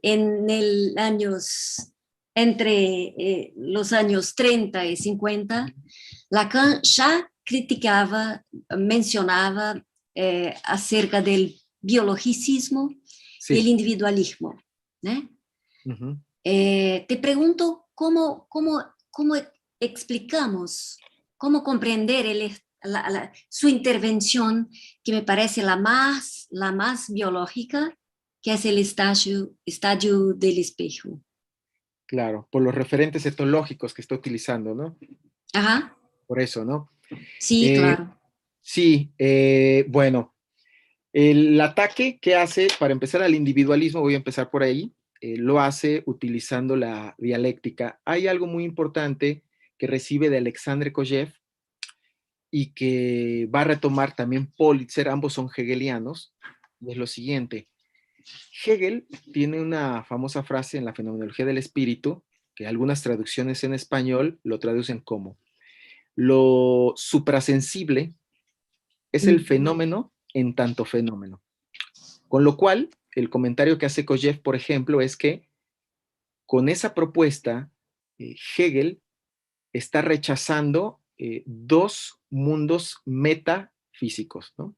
Uno es el mundo trascendental, donde los escolásticos pusieron a Dios como observador del mundo, ¿no? En una especie de punto cero. El otro mundo trascendental es el alma, lo cual es interesantísimo, el alma. El alma, o psique, es el que van a retomar los psicólogos en el siglo XVIII y XIX, heredados por los filósofos escolásticos, que es el alma de Wilhelm Wundt, la mente. Esa mente la va a heredar Freud y todos los psicólogos contemporáneos. La mente, precisamente, como un sustituto del alma del cristiano, la cual va a tener propiedades, procesos psicológicos básicos, ¿no? Nos van a decir en la universidad. Pero no deja de ser el alma individual, ¿sí? Y de alguna manera inalienable respecto de la otredad. Es el alma. Esta alma es individual, personal, y recordemos los antecedentes que se encuentran antes del psicoanálisis. Por ejemplo, Wilhelm Wundt creía que mediante el método introspectivo significa mirar hacia adentro, mirar el alma, mirar la mente, podíamos recuperar datos inmediatos de la conciencia. Bueno, en un análisis freudiano, pensado de esa manera, lo que hace el paciente es algo así. Comienza a analizar, comienza a asociar libremente y recupera datos que el analista pensará que son de él, que son internos y propios a su inconsciente, ¿no? Politzer, que es el otro referente de Lacan, critica lo que él llama ingenuidad, realismo ingenuo, le va a llamar, realismo ingenuo. Y es creer que esos datos aparentemente inmediatos, internos del alma, de la mente, no participan de lo social, dice Politzer. Con lo cual, Politzer, muchos años antes, se está anticipando a la inmicción de sujetos y a la inmicción de otredad. Eso se encuentra en un libro fabuloso, por aquí lo tengo en español, que es Crítica de los Fundamentos de la Psicología. Se publica en el año, me parece, Politzer. Sí. Se publica, me parece que en el año 27 o 29. 1927, 1929. Y en este texto, Politzer ya dice que los datos inmediatos de los que habla Wundt y la psicología clásica, ¿sí?, participan de lo externo, de la exterioridad. ¿Sí? Hay muchas citas como para sustentar este argumento, pero bueno, vamos a dejarlo así. Hay una inmicción de sujetos o inmicción de otredad en donde lo más interno participa de lo externo, dice Politzer. Es fabuloso. Bueno, esto lo va a retomar Lacan. Ahí se ataca ya el individualismo y con la dialéctica es fundamental entonces pasar ya no de un análisis de la psique, por eso psicoanálisis sería un término un poco contradictorio a lo que hacemos nosotros, porque psicoanálisis estrictamente significa eso, analizar el alma o la psique, y la psique entendida como algo interno, individual y personal. Lacan utilizará la dialéctica y ya no se tratará de analizar la psique, sino de hacer una lectura en este primer grafo, en esta primera formalización, de lo que implicará las relaciones intersubjetivas. Y es que un sujeto es lo que es reconocido por otro sujeto. Todas las claves que Lacan luego va a explotar como el deseo del hombre es el deseo del otro, ¿sí? El hombre solo lo puede aparecer en una manada de hombres, la historia del hombre es la historia de los deseos deseados, dice Kojev, etcétera, etcétera, etcétera, dan cuenta de esta lectura anti-metapsicológica y anti-individualista de Lacan, por esa parte. En un segundo momento, efectivamente, hay todavía un vestigio por los recursos etológicos de los que poco a poco se vaya desprendiendo Lacan.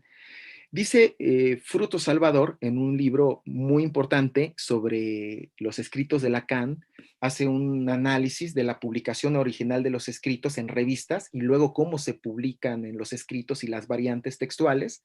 En ese texto y el comentario que hace dice que en un primer momento Lacan se sirvió muchísimo de la psicología, por eso Politzer, pero también de la etología, ¿no? Para tratar de dar cuenta de lo que estaba sucediendo en términos imaginarios, como la captura imaginaria, por eso los ejemplos etológicos. Sin embargo, hay una idea muy importante que ya se encuentra en esta época para desprenderse del biologicismo, que es algo que todavía está muy presente en el psicoanálisis contemporáneo, y con eso me refiero a autores, por ejemplo, pues lacanianos, que se estudian en la IPA, André Green, Pierre Aulinier, Laplanche, etcétera. Todos estos gama de autores y los autores que los comentan hoy en día siguen participando de la división clásica entre naturaleza y cultura.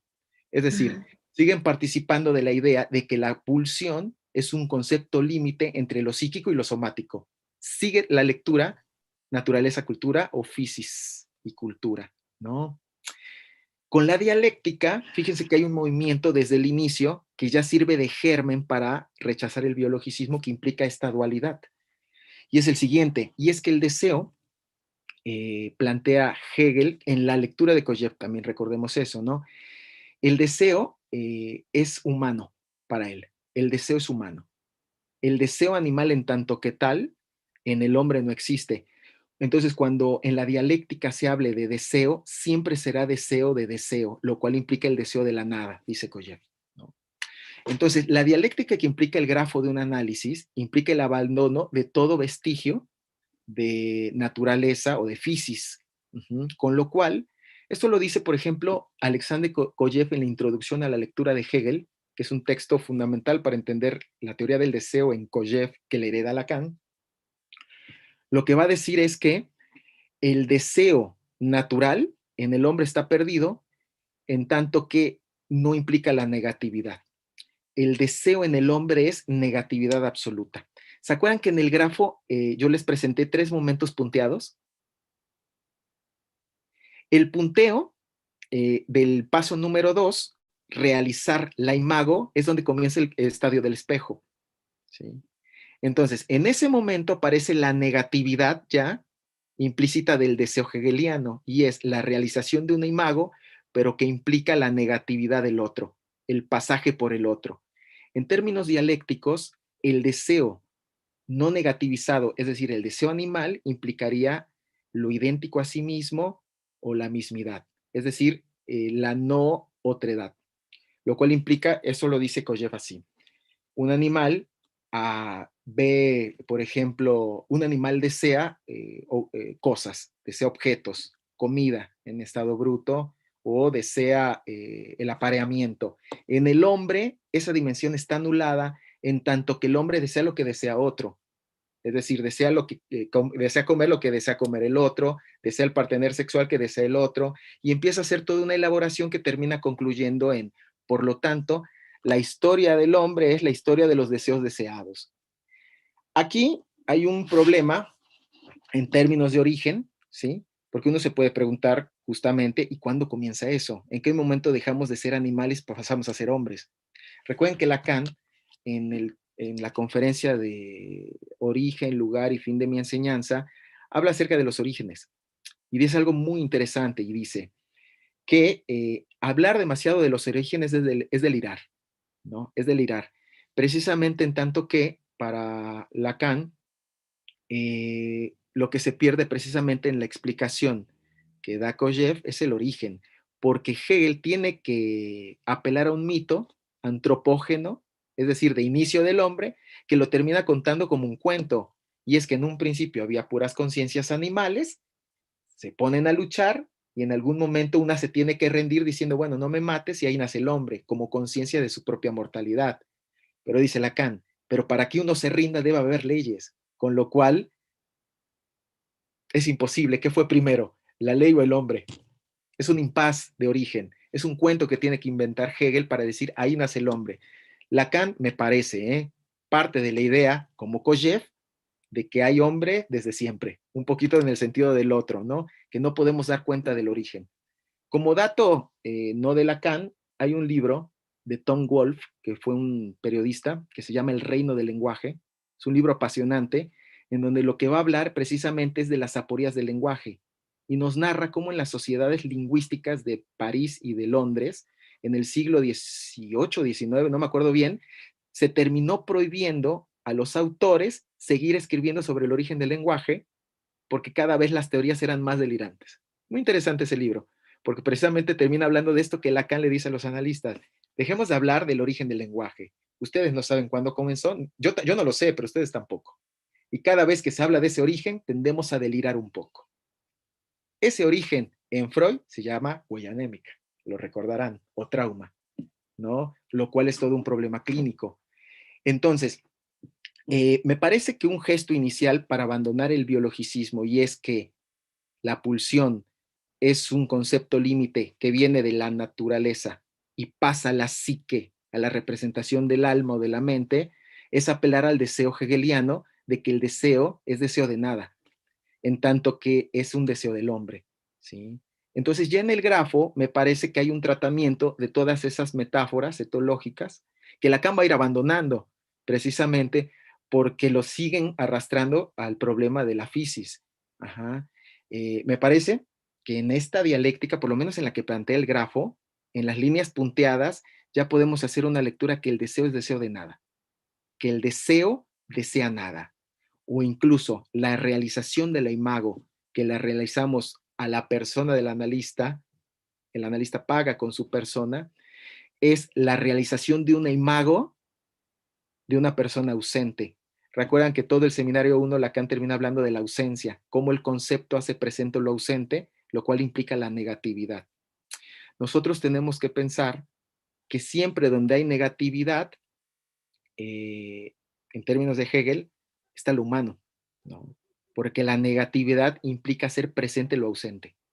Entonces, en la relación imaginaria que establece el paciente con nosotros, cuando nos realiza la imago, y cito, del otro omnipotente, terrible o benévolo, de la imagen de sí mismo, compañero o rival, nos están haciendo presente la imagen de un ausente, lo cual implica negatividad. Un animal, por ejemplo, en términos de Hegel, no puede hacer presente a otro perro ausente en otro perro presente. No puede hacer ese juego de hacer presencia con el concepto lo que está ausente.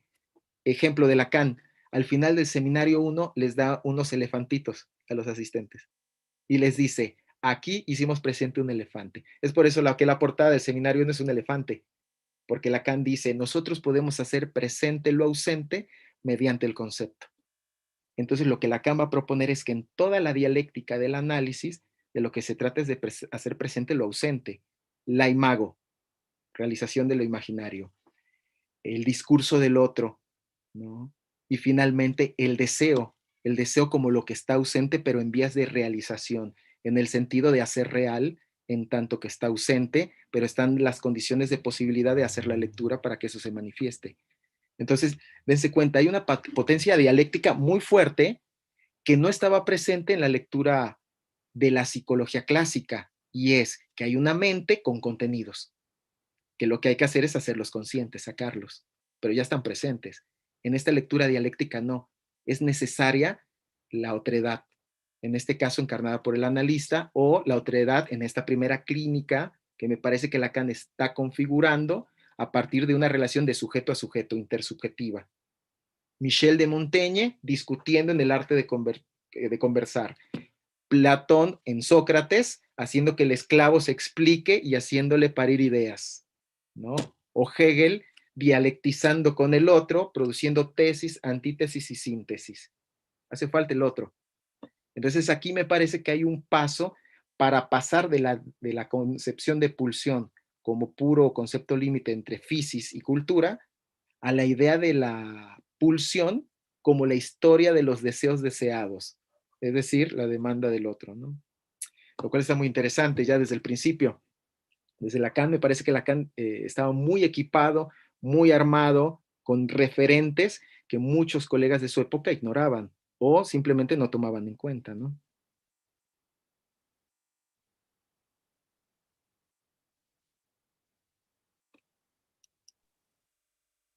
Posso fazer uma pergunta? Claro, con mucho gusto, Luis. Boa noite. Obrigado pela tua apresentação, muito interessante.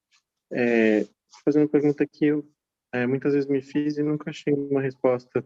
Por que você acha que o Lacan não trabalha, depois desse texto tão interessante, o Simbólico Imaginário Real, por que ele não trabalha, pelo menos não desenvolve o quanto ele poderia desenvolver todas essas relações, essas 10 relações que você foi desdobrando?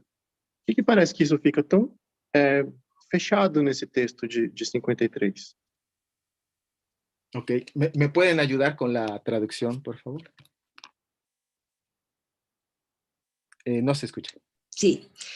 Luis pregunta, ¿por qué crees que Lacan ubica en ese texto de 53, ¿no?, estas cuestiones y no las desarrollas después?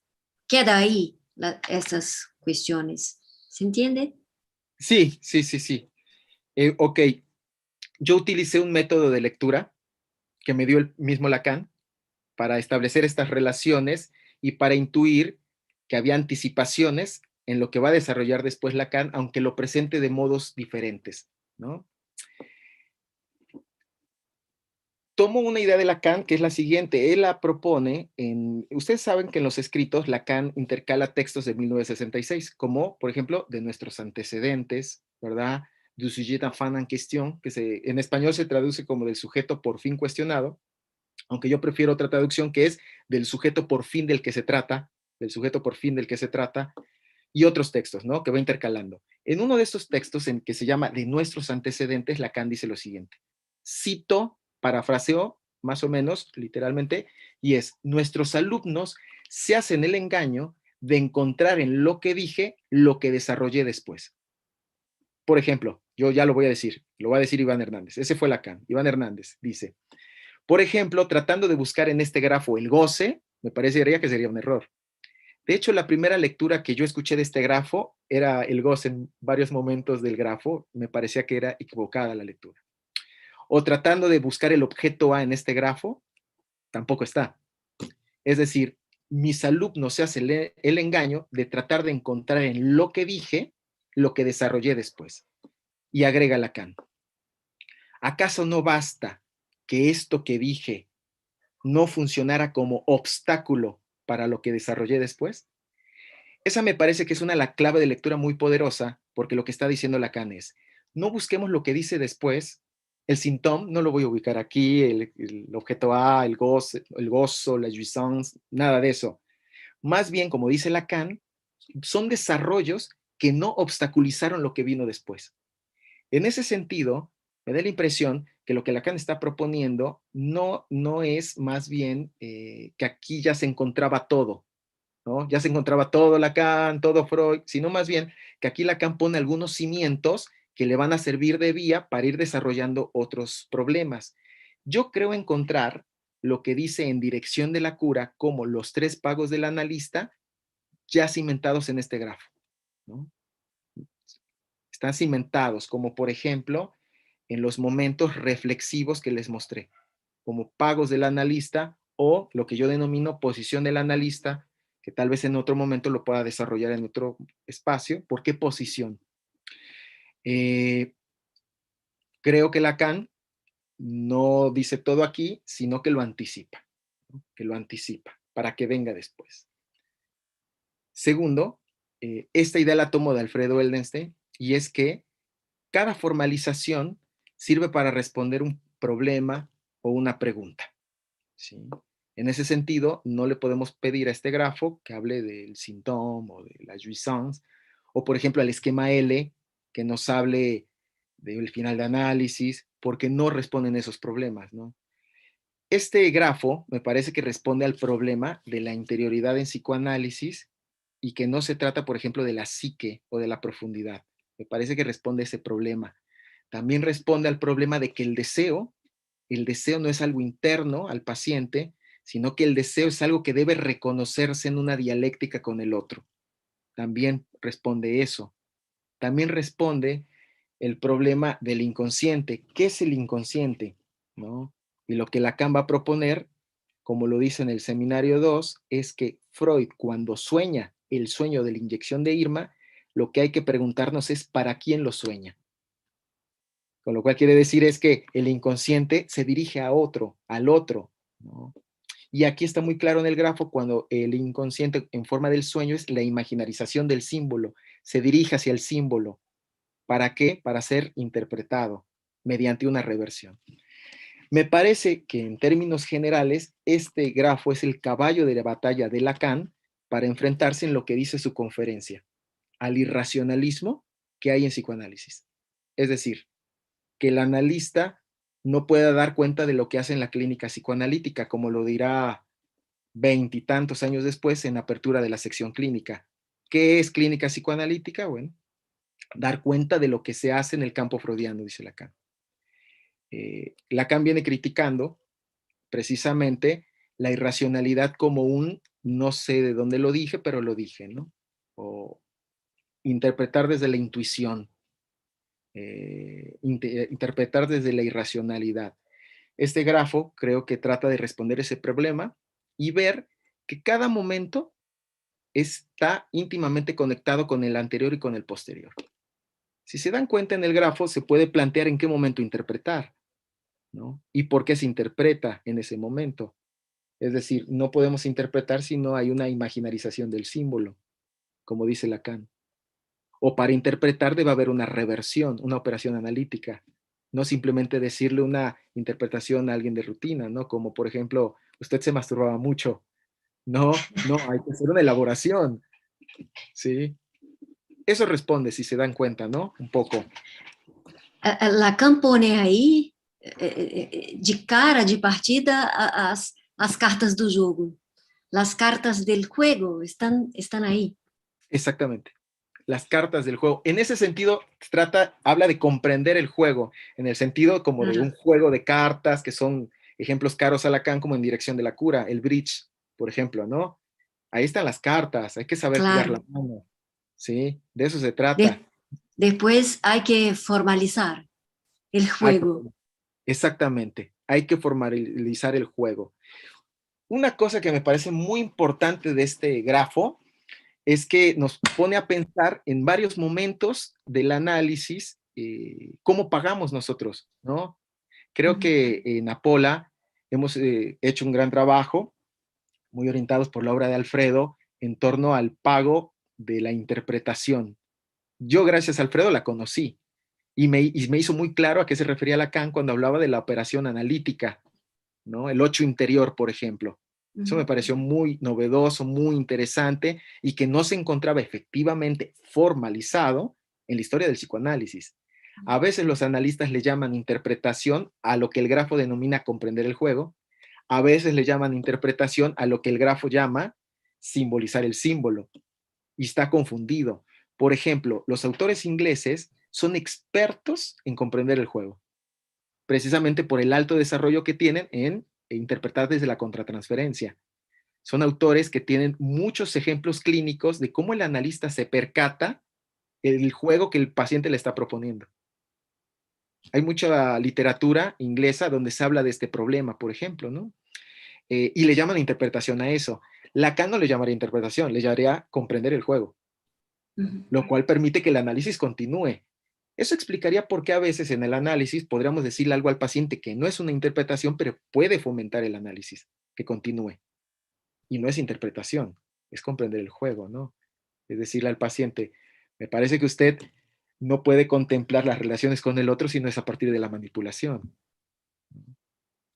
Entonces ahí precisamente queda un poco evidenciado lo que le está proponiendo el paciente, ¿no? O lo que le dijo Lacan a esa chica en el psiquiátrico. Parece que a usted le hizo mucha falta el apoyo de su padre. Tal cual, pueden revisarlo, tesis número 3, y dice Lacan, acto seguido, desapareció la transferencia negativa. Muy interesante. Está hablando en freudiano, para freudianos, y Lacan está tratando de organizar toda esa experiencia que para él aparece muy dispersa, ¿no? Es una formalización del material, de las cartas, que me parece es una gran entrada a las puertas del psicoanálisis. Sim. Bom, Karime, acho que nós podemos ficar por aqui, né? Pelo adiantado da hora. Sim? Sim, acho que sim. Só tem mais uma perguntinha que foi feita no chat, Flávia. Você não... Acho que dá tempo de fazer mais essa pergunta. Ivan. ¿Cómo estás de tiempo, Iván? ¿Una Perfecto. pregunta más? Claro, claro. Sim. Una, dos, Okay. puedo todavía. De Kellen. Você traduz para ele, Flávia? Pergunta da Kellen, está aqui no chat. Muy buenas reflexiones acerca de un grafo poco abordado. En las concepciones del sujeto de Lacan, en el inicio de su habla, aparece una diferencia entre relación y rapport. Ah, sí. ¿Sí? ¿Podrías? Sí. Claro, esa es una diferencia que establece Eric Porges en su lectura, porque en español, por ejemplo, la relación, por ejemplo, inconmensurable de los sujetos, Eric Porges la ubica en el año 1973, pero la relación está traduciendo la palabra francesa relation, ¿no? Mientras que en otro momento, Eric Porges, siempre, esta no es mi lectura, la de Eric Porges ubica posteriormente a 1973, ubica la relación en el sentido de proporción no complementaria entre los sujetos, que son una especie de sintagmas que pululan mucho en el ámbito lacaniano, la relación no complementaria, pero la palabra que está utilizando Lacan no es relation, sino es rapport, ¿no? Que ya da otra significación, ¿no? Es lo que te podría comentar. para mayor información, es un texto de Eric Porsche que se llama Se cuentan tres. Es un poco complicado conseguirlo, se publicó en 1989, yo lo tengo, y ahí viene esta diferencia que él establece. Es un estudio que hace sobre el tiempo y el sujeto, ¿sí? Y lo que hace es tratar de hacer como una especie de periodización que no es la tradicional de la doxa, digámoslo así, lacaniana, donde se ubica un momento imaginario, real o simbólico. Este es un poco diferente. Me ayudó bastante para entender los primeros dos momentos que son los que yo estoy estudiando, ¿sí? Donde el sujeto en un primer momento aparece como el sujeto que es reconocido por otro sujeto, y en un segundo momento el sujeto como lo que es representado por un significante para otro significante. Y ahí hay un cambio cualitativo interesante. Los últimos dos momentos no los he estudiado, pero te recomiendo que leas este texto o trates de conseguirlo. Ahí se aclara un poco más, pero es una cuestión de terminología, ¿no? De terminología que utiliza Lacan.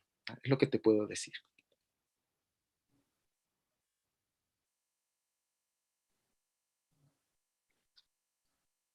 Sim, bem, acho que então podemos ficar por aqui. Agradecer demais, Ivan, foi ótima a sua apresentação, excelente. Né? Agradecemos aqui o trabalho apresentado. Boa noite, Muchísimas então, gracias. ficamos por aqui. Muchas gracias. Muchísimas gracias, Karime, Flavia. Gracias, a Iván. todo el resto de ustedes. Gracias por su paciencia. Una recomendación. Muitas das coisas que Ivan trouxe aqui hoje tá no texto dele publicado no Rei Está Nu, o primeiro número, tá? Então, tá no site de Apola e muitas dessas elaborações de hoje estão ali, tá bom? Muchas gracias, Iván. Gracias a ustedes. Boa noite a Buenas todos. noches. Buenas Chao. noches, nos vemos pronto. Chao.